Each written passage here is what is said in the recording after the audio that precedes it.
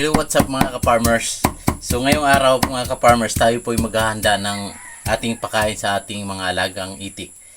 And for now, papakita ko sa inyo yung mga ginahit na po nating Madre de Agua. And katawan po ng saging, paghaluin natin para po sa ating ano. And then may nakaprepare na rin tayong feeds dito. Ating binabad na rin para imimix natin yan maya maya. So, ayan ay tatapusin muna natin yung paggagayat ng ating katawan ng saging. Then maya ating ipapakita ko rin sa inyo kung gaano kalakas kumain ng ating mga alagang itik nito. Tsaka yung ating dalawang bibi. And then maigi rin to sa mga manok na nating native chicken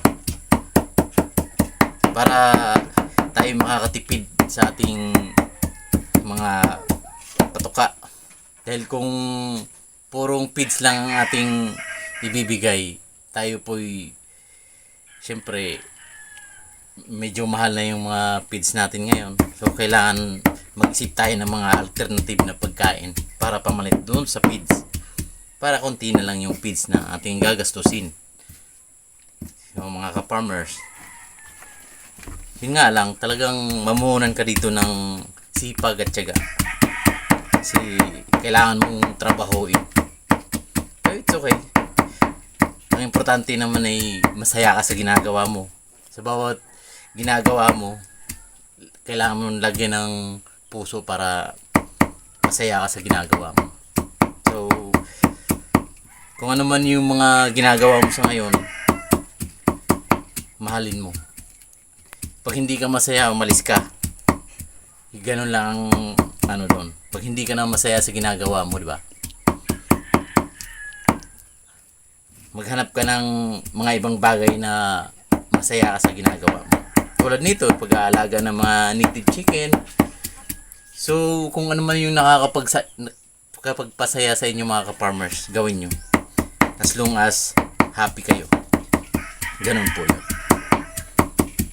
Ako, since matagal-tagal na rin po ako sa pagtatrabaho sa company, sa unang-una masaya din naman, dahil sa siyempre mahal mo yung trabaho mo. Then dumating din ang panahon na nagsasawa ka na, parang feeling mo pagod ka na magtrabaho. Then kailangan mong maghanap ng iba pang pagkabalansa sa buhay. Lalo sa ating mga OFW, mag-ano kayo dyan. Siyempre, mag-iipon kayo. And then, kung babalik na kayo dito sa ating bansa, kung gusto nyo mag-alaga ng mga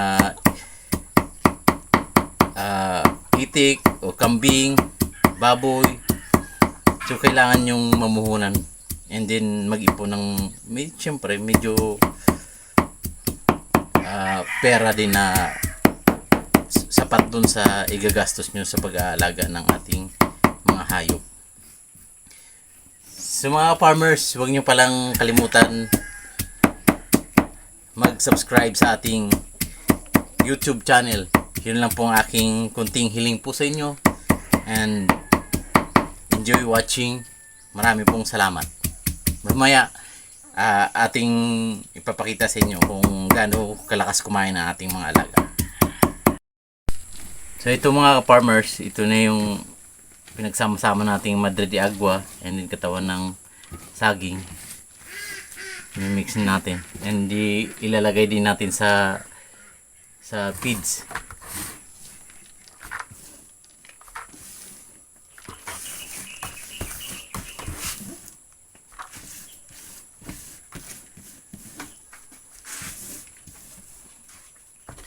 And then mekos lang natin yan.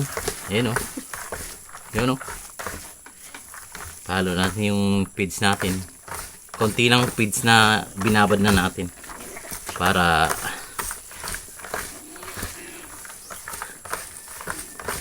kahit pa paano nakakatikim pa rin ang ating mga alaga ng feeds. Then organic.